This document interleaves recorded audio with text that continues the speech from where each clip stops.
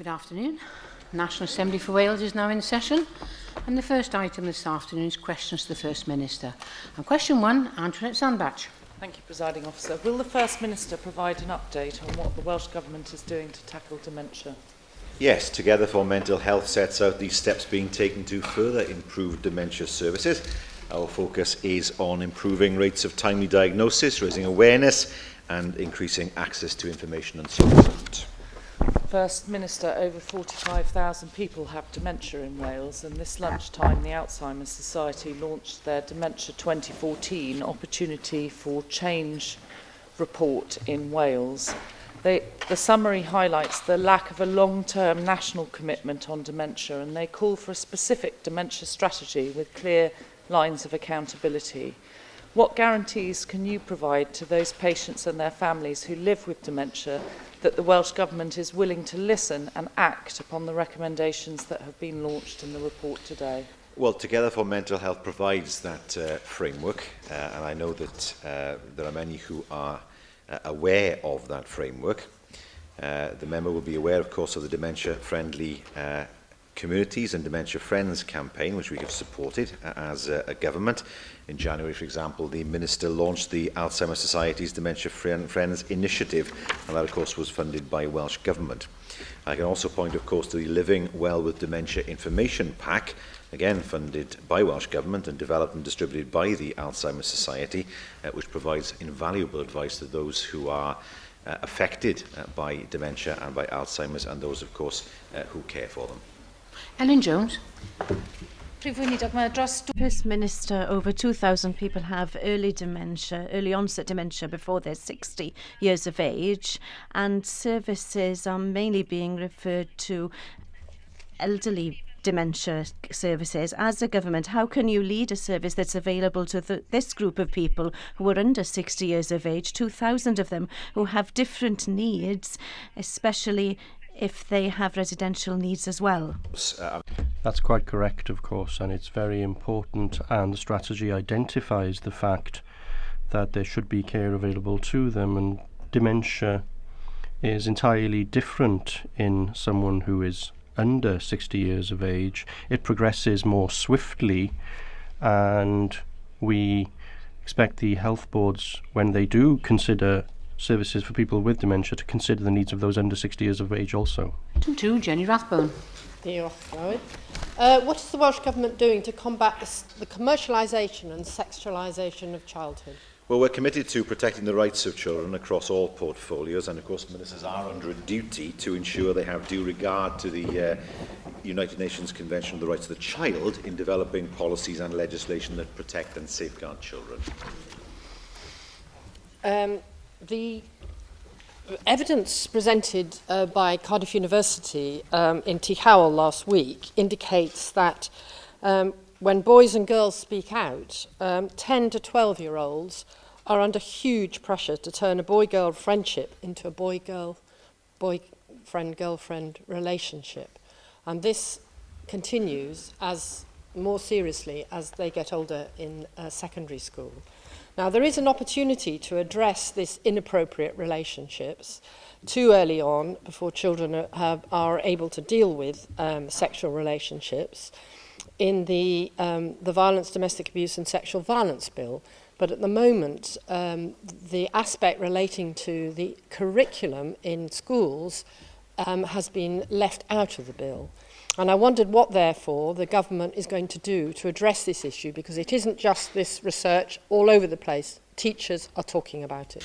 Well, I understand the point fully that the member makes, but the bill is not the place for dealing with this issue. This needs to be dealt with as part of the curriculum, and of course, as part of the wider curriculum review and policy initiatives that are being delivered by the Department for Education and Skills at the moment. It's not a question of disagreeing with the member's points. She is correct in the points that she makes, but this is a matter we believe that is best dealt with via the curriculum and its review rather than by the legislation she refers to. Mohammed Ashgar. Thank you, Madam Presiding Officer. First Minister, do you agree with me that companies found to have breached official guidelines regarding the commercialization and sexualization of childhood should be banned from bidding for Welsh Government contracts in future? Well, I'm not aware of any companies that have fallen into that category, but if the member has any evidence of that, we will of course be pleased to consider it. We now move to questions from the party leaders. And first this afternoon, we have the leader of the Welsh Liberal Democrats, Kirsty Williams. First Minister, 1 in 200 pregnancies ends in stillbirth, a figure that hasn't changed for some 20 years. And indeed, the most recent figures available show that the rate in Wales is increasing. What progress has your government made in implementing the recommendations of the Health and Social Care Committee's inquiry into this heartbreaking tragedy? Well, of course, the Minister will be able to respond more fully with regard to that, but the incidence of stillbirths in Wales has not changed greatly in recent years. Whether it's the case that there is a level beyond which it cannot go down, that's a matter, of course, for the medics to determine, but certainly we do have one of the lowest rates in terms of stillbirths in the world. Minister, I would state quite clearly it is possible to drive down the number of stillbirths in Wales. We just need concerted action to do so. The government did establish the Welsh Initiative for Stillbirth Reduction, which was charged with implementing the committee's recommendations. That initiative came to an end earlier this year. Are you now confident that without that initiative, measures around reduced fetal movement and growth assessment programmes are being routinely implemented across all obstetric units in Wales? Yes, I mean, we would expect that work to continue. The maternity network, of course, is in place, and the good work that has been put in place thus far, we would expect to see continued in the future.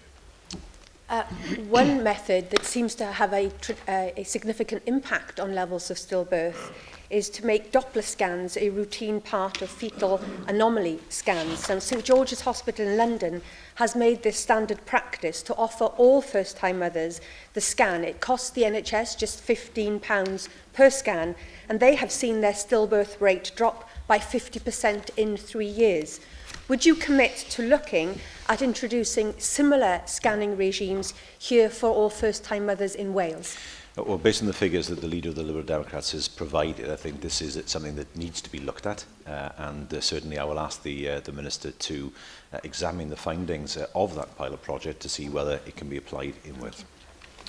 Leader of the Opposition, Andrew Archie-Davies. Thank you, Presiding Officer. First Minister, the recent cuts in the skills budget of £7 million, along with other measures, have realised a cut of £10.7 million to the apprenticeship programme.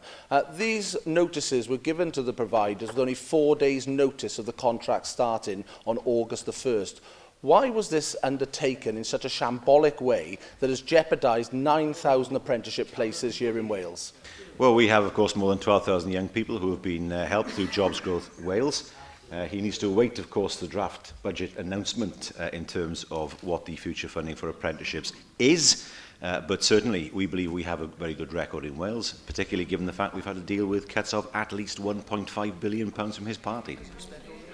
As per usual, First Minister, you've sidestepped the direct question I put to you, because I note in the budget announcement today there is talk of additional money for apprenticeships for up to 5,000 places. This is in-year cuts that your government have made to the current programme, totalling £10.7 million, that has threatened 9,000 places, 9,000 apprenticeship places. Surely that reeks of shambles at the heart of the government in dealing with the finances. The providers were expecting the figures to be delivered by March so that they could plan for the new contracts in August.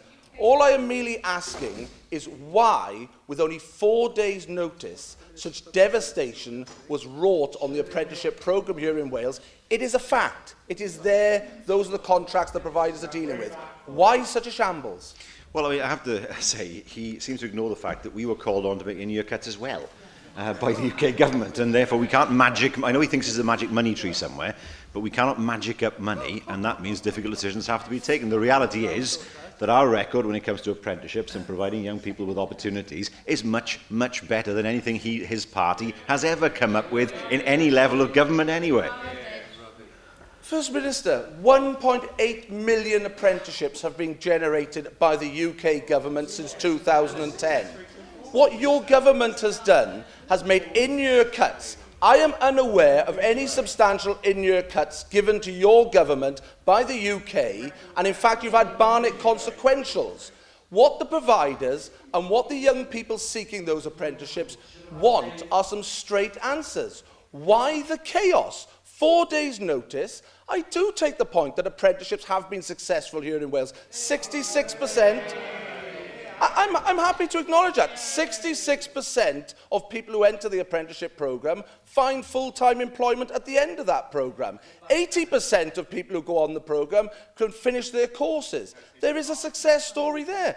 But sadly, your government have taken 10.7 million out of that budget in mid-year with 4 days' notice to the providers. What does that say about the priorities for your government? It says that the priorities are all wrong, does it? Well, he is generous in his praise, and I accept that, but he can't say on the one hand we have done well, and on the other hand we're doing badly. The reality is the Jobs Growth Wales is a very good scheme. He acknowledges that. I won't comment further on that, but there have been difficult decisions we have had to make as part of the budget process. He mentions Barnett.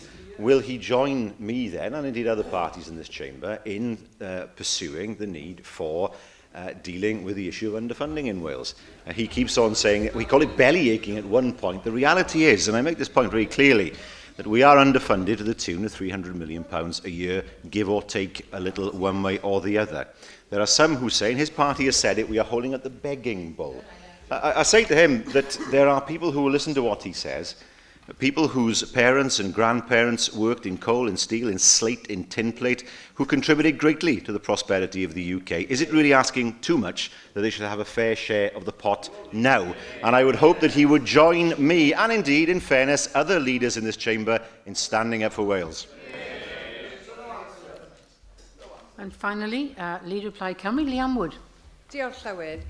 First Minister, over the summer, the Chancellor of the Exchequer announced generous tax breaks for companies who were interested in using fracking as a means of extracting shale gas. Now, there are varying estimates in terms of how much shale gas could be extracted in Wales, but the UK government seems intent on pressing ahead with the granting of licences for drilling. Does the Welsh Government share the UK Government's enthusiasm for fracking?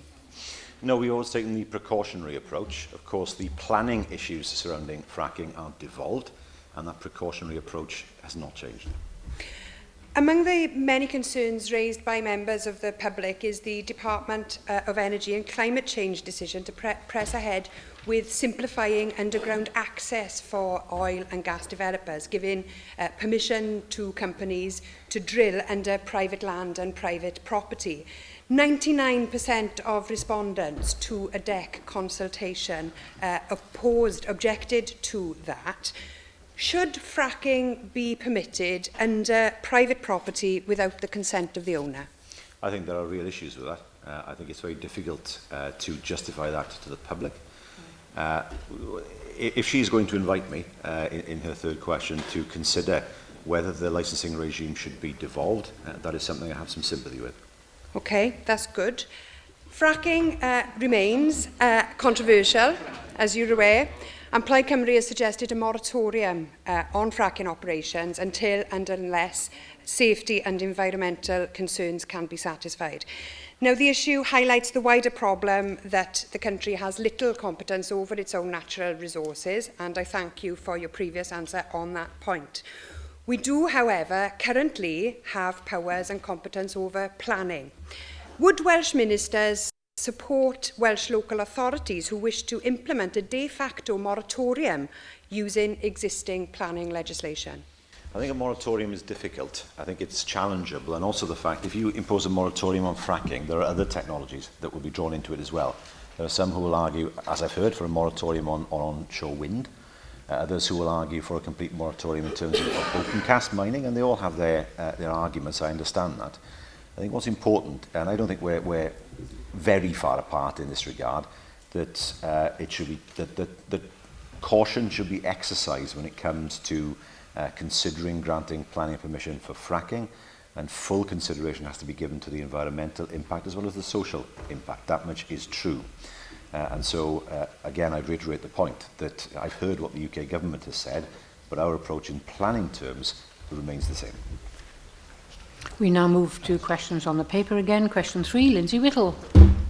Will the First Minister make a statement on the impact to existing businesses and jobs in Newport of the Welsh Government's proposed black route for the M4 around the city, please? Well, of course, subject, of course, to the necessary examinations that have to take place, such as environmental impacts, such as any potential public inquiry. Our view is that the black route would significantly improve access to Wales, particularly Newport. New junctions are included in the Glanllyn development area and direct to central Newport itself. It would greatly increase connectivity for existing businesses and the potential of employment sites across Newport. And of course, there are various stages of examination that the black route would have to go through. First Minister, Associated British Ports have already warned that the proposed black route will severely damage the economy of Newport, leading to trade moving to Bristol and Liverpool. Another major Newport employer, Island Steel, has called for an alternative route involving developing the southern distributor route to please be examined. Will you now agree that a full public consultation and examination of the suggested blue route needs to take place and that the current plans for the black route should be put on hold whilst this is done? Well, with regard to the black route, as I say, there are stages it must go through. With the blue route, I have to say to members, it is not what it appears to be. It will cost about 800 million, not 300. It will be delivered in the same time scale. I've travelled along the blue route. At the moment, it has traffic lights on it, effectively, and it would need a substantial amount of work. It also goes past a brand new housing estate. And one of the issues that will need to be looked at is whether residential houses would have to be removed and whether businesses will also have to be moved. So the blue route is not a pain-free option, if I can put it that way. It never was, nor can it be delivered in a time scale that will be faster than the black route. That said, I repeat what I said earlier on, and that is that there will need to be an environmental study, that much we understand. There may well be a public inquiry, and it's important that these stages take place in order for there to be full transparency with regard to the black route. John Griffiths. Will the First Minister agree that the M4 around Newport and local businesses and jobs would benefit greatly from a more integrated transport system, and Welsh Government's priority should be public transport, including a South Wales metro system?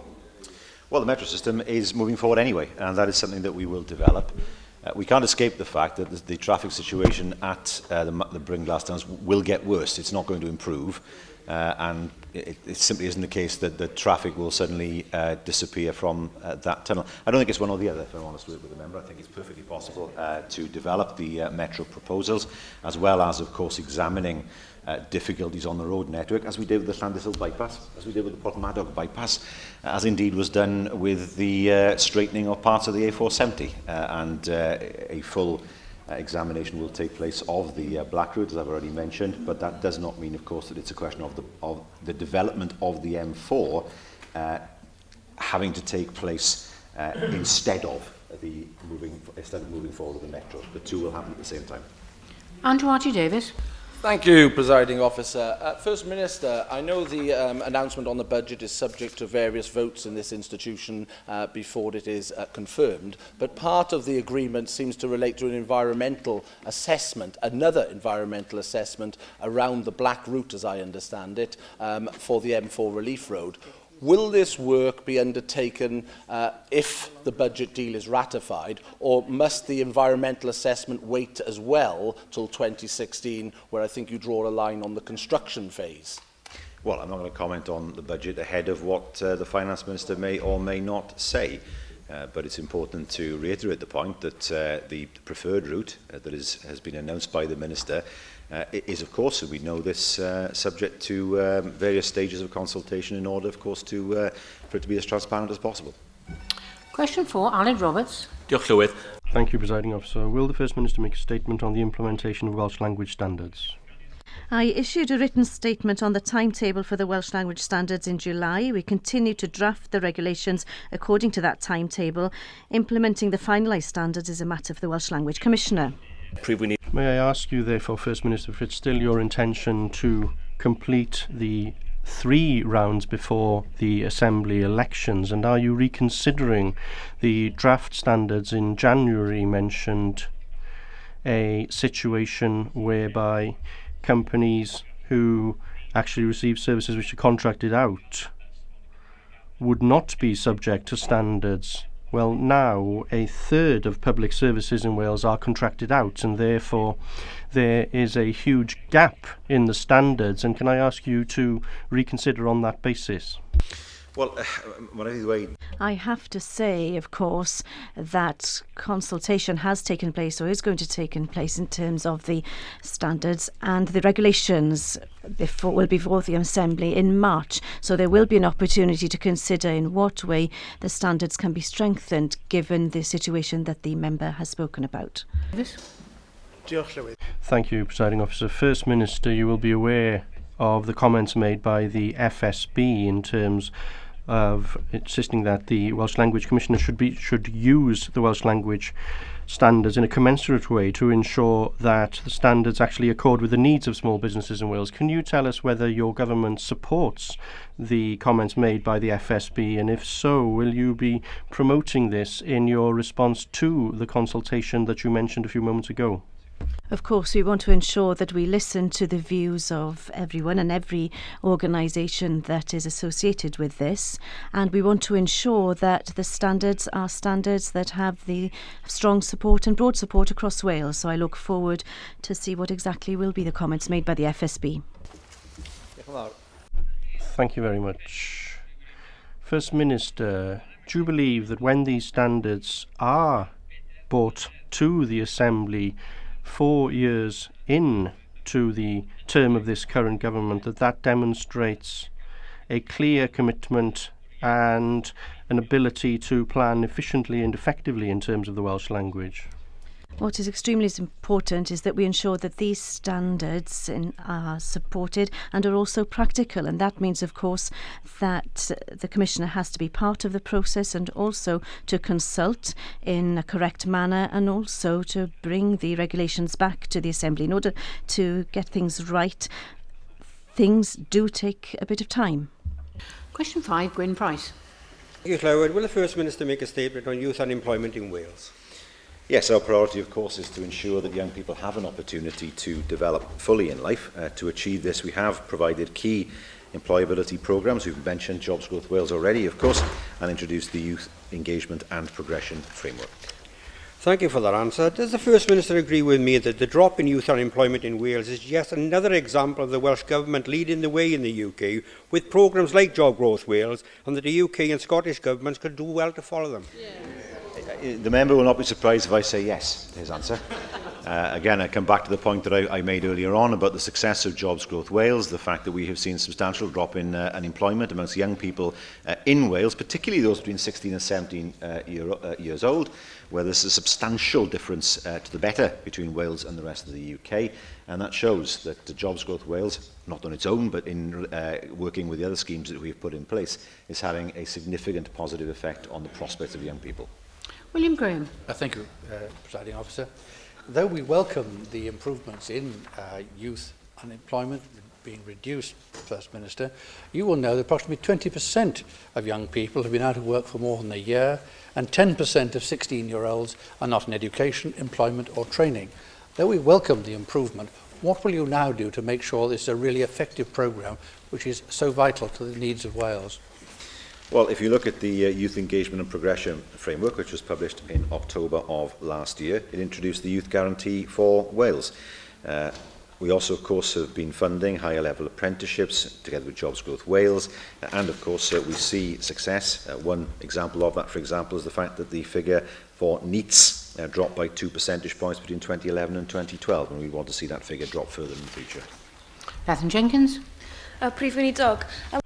First Minister, given that more than 1 in 5 young people is unemployed in Wales, and I'm sure you will have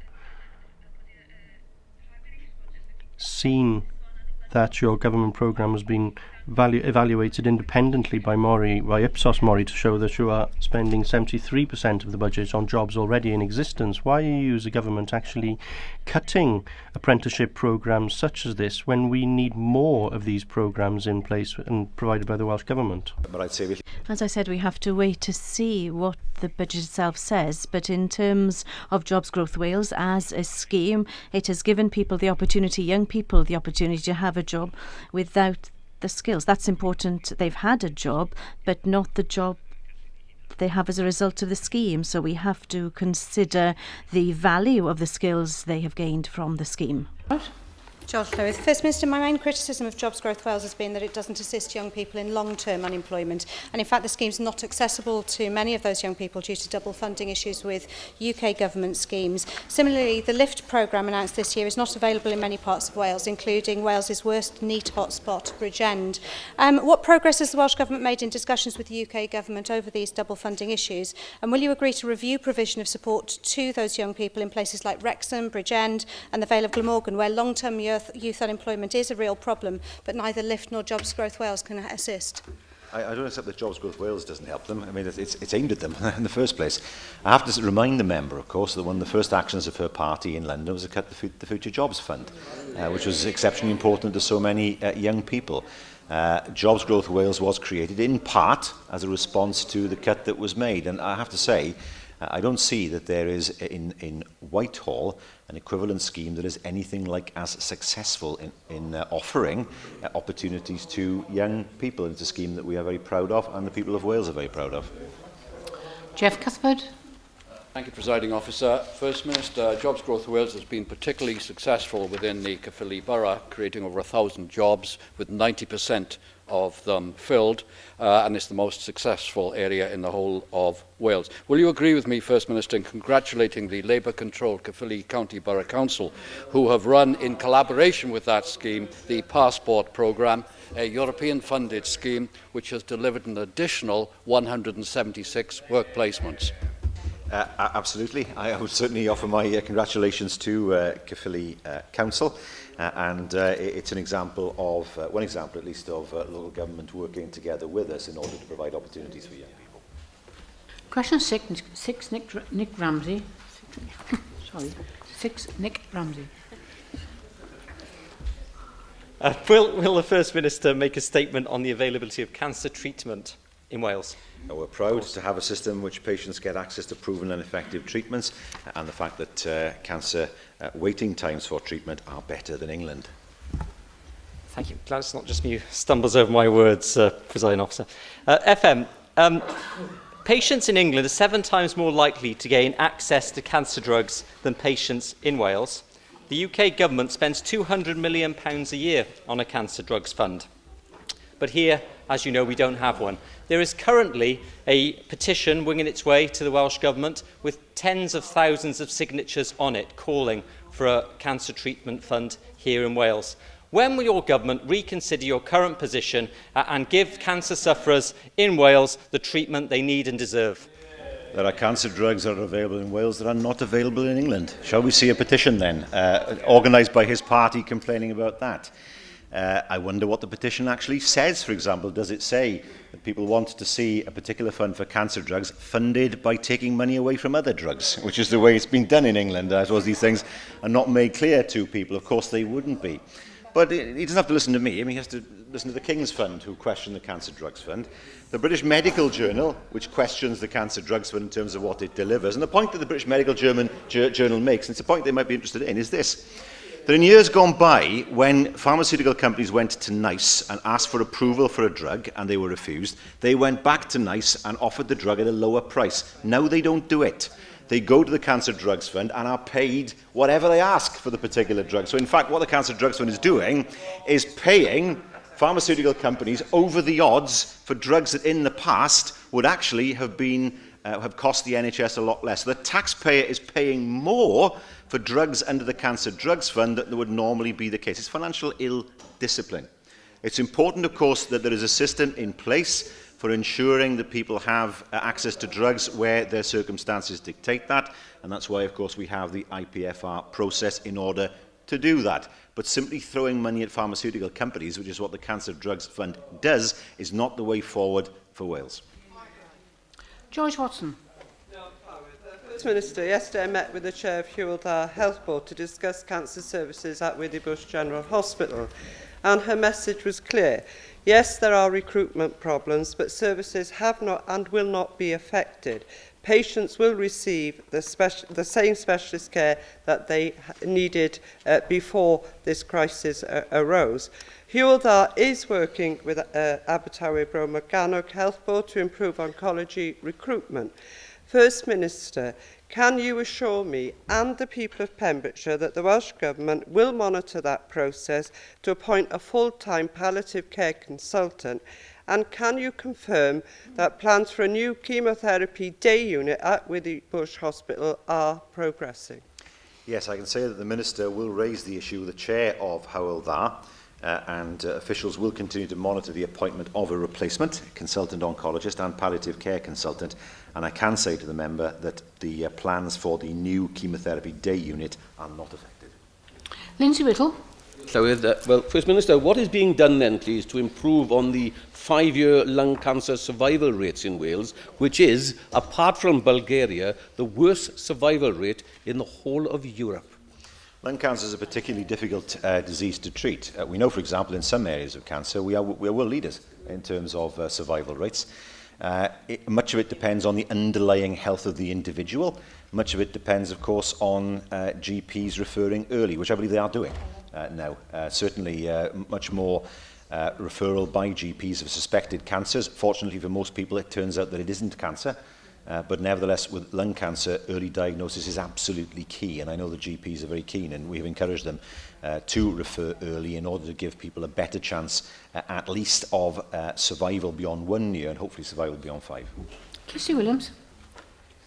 First Minister, surface radiotherapy and peritoneal metastases cytoreduction are clinically proven radiotherapy and surgical techniques that we have the clinicians in Wales who could carry out those particular interventions.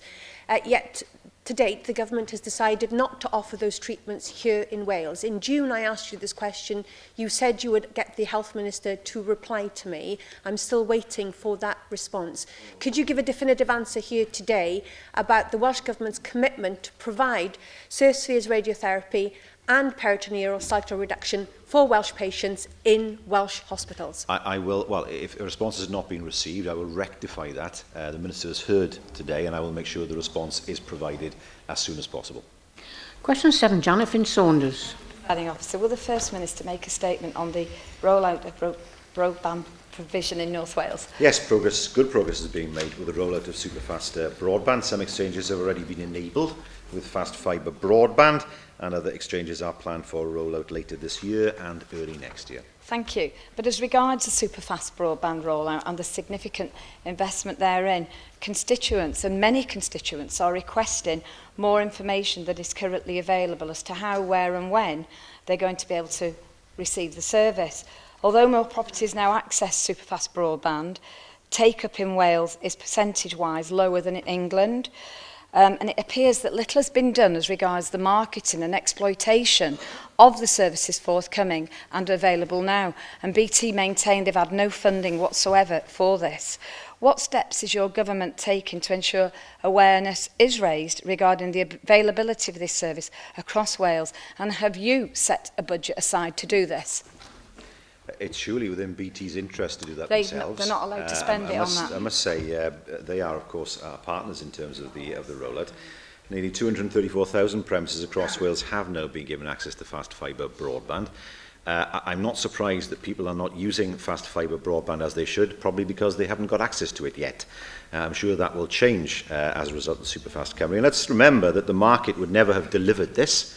This is a Welsh Government initiative ensuring that many premises and settlements across Wales are getting access to superfast broadband in a way that would not otherwise be possible.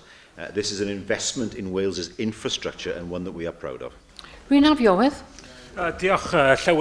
Thank you, Presiding Officer. According to a recent report by the CAB on Anglesey, there is the highest percentage of people who haven't used the internet at all. That figure is almost 30%, and whilst of course I look forward to seeing superfast broadband available across the whole of Wales, does the First Minister agree that we need to prioritise areas such as Anglesey and ensure that everyone has access to the internet, because it's the disadvantaged very often who lose out most of not being able to access the web? It's very difficult, of course, to say that. Every member in this place would say that their area is the one that should have priority. What's important is that this happens and happens quickly to ensure, of course, that people of Anglesey have access to the broadband. If I could just say, in terms of individuals, there will be details available for them, and also they will receive details whether there is a grant available for them, of course, or whether they wait for the fibres to arrive in their areas. But we have to remember that in a year and a half we will be in a situation where a high percentage of over 90% of the people of Wales will have access to broadband. That hasn't happened since if the market had done it itself. Question 8, Claire Griffith. Thank you, Presiding Officer. Will the First Minister make a statement on community hospitals in North Wales? Our expectation is that people across Wales have equity of access to high quality care designed to meet their individual needs as close to home as possible. Thank you for that response. I'm sure you will know that on Thursday the people of Flint will vote in a local referendum for or against a community hospital. I'm sure you'll also recall that the hospital there closed some 18 months ago, and that decision proved to be very unpopular locally, and according to many local people it caused a decline in services locally. Can I ask you, First Minister, to respect the outcome of that referendum, and if there is a vote in favour of a hospital, then you will encourage the local health board to consider that decision seriously? We can't reopen this. Can I just say that the decision itself has not been given to Welsh Ministers by the Community Health Council. Of course, there's no role now for Welsh Ministers. This was their choice. Can I just say one thing? I understand that people always find it extremely difficult when they see something closing, when they've been used to it over the years. I've seen it in my own constituency. But what happens, of course, is that when they see the new resources that are available, nobody wants to go back to the old system. So what I would tell the people of Flint is, I know that there are plans there to ensure that new resources are available to the people of Flint, resources that would enable people to remain at home and have care there instead of going to hospital. And I would say you have to consider what else will be available. And experience shows that when there is something new available, and Builth Wells is an example of this, where there was a very strong campaign against closing the local hospital, now there is a brand new centre that is very popular in the community. What I would say is to these people is to give these plans a chance, and for these plans that are going to move forward in the area. But in terms of what Welsh Ministers can do, the system, the Community Health Council, of course, hasn't given this to Welsh Ministers to reconsider. Well, First Minister, the figures that your government published last week highlighted the problem of bed blocking in the Welsh NHS, and of course that's a direct consequence as a result of the closure of community hospitals. The Welsh average saw 63% of patients waiting to leave hospital delayed by 3 weeks. When we're seeing delays like this and getting people out of hospital, and particularly out into community hospitals so that they are not causing problems in the district general hospitals, surely you should pay attention to referendums like that happening in relation to the Flint Community Hospital. Otherwise, how do you plan to deal with those delayed releases of care? First of all, the member gives the impression that delayed transfers of care have increased. They have not increased. They've gone down in reality. In fact, the number of delays in July of this year is 10% lower than the figure in August of last year. So her entire argument goes flying out the window as soon as... So the premise of her argument is already destroyed. I don't want people to be discharged from general hospitals into other hospitals. I want people to go home. That's the whole point. And I want to make sure that there are opportunities for people to get the enhanced care that they need so that they can go home, not sit in hospitals for weeks upon weeks upon weeks, rather than go home. And I don't accept her premise that what we should do is to move people out of a DGH and into a community hospital and forget about them. I'm not prepared to do that. I know the Minister is not prepared to do that either. I want to see people back at home, and we need to see modern facilities in communities across Wales that enable people to go home as quickly as possible. And that is exactly what we will do as a government, and we have demonstrated that across the whole of Wales. Aye, Robert. First Minister, I think the problem you have is a lack of trust as far as North Wales residents are concerned, because time after time those new facilities have not been opened. We've lost 50 community beds over the last 18 months. We've also lost 370 beds during the last 4 years from our district general hospitals. So the real issue is, not only are we faced with no new facilities being opened to replace the beds that have been taken out of the system, but also a situation where care provision within the sector is also being blocked by local authorities due to the cuts in local authority social services budgets. Well, can I say in relation to Flint, it's been raised. There are proposals, of course, for a joint health and housing scheme, a new primary care resource centre in the town, which will provide an integrated health centre with extra care provision. I cannot see why people would be against that. And I give an example in my own constituency of a care home that closed in Kenfick Hill. People were up in arms about it. It was an elderly building. People were sharing rooms, sharing bathrooms, but people were very attached to the building. We accepted that. Now, there's an extra care facility there, and nobody wants to go back to the old system. So the point I would make is that where you have new facilities, new integrated facilities, Built Wells is the example that I gave. I went then opened it. People who are very much against a change in provision, when they see the new provision and the new resources, will often change their mind. And my message would be to people, I understand that people are very attached to hospitals, particularly hospitals that have been there for many, many years, but there comes a time where we have to move to a system which is better for patients and enables more people to be looked after at home, which I'm sure is what we all want to see. Question 9, Roger Glyn Thomas. Will the First Minister make a statement on local government reform? Of course, well, of course, the Minister made a statement on this issue last week. I'm sure that the First Minister would agree with me that if we're going to have a sustainable answer to how to provide public services in Wales, that we have to look at the public services as a whole. Why, therefore, did you prevent the Williams Commission from looking at the health service and other public services in Wales in the report that was prepared for you as a government? That was not the case. What I told the Williams Commission is that we don't want to reconsider the boundaries of the health boards as they were actually reconfigured relatively recently, and therefore we didn't want to look at it again just a few years after having done it.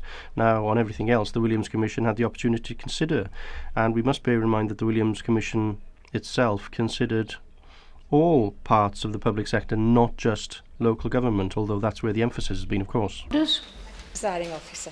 Following the Williams recommendations, we are now seeing some authorities taking forward the initiative to look at the prospect of merging with their neighbouring authority. But all this, of course, takes time and will have serious implications in terms of our already stretched resources, signalling much change and doubt for many elected members, but more importantly our staff. What dialogue has taken place between the Welsh Government and your officials with the authorities already mentioned, and how have you factored in the actual cost of reorganisation to the authorities, as well as the cost to the Welsh Government for any financial incentives promised? Well, the Minister met, I believe, with WLGA leaders last Friday. The prospectus inviting local authorities to submit proposals for voluntary mergers has been issued, and expressions of interest are requested by the 28th of November. That prospectus contains a clear commitment to support local authorities which take part in early mergers. Peter Black.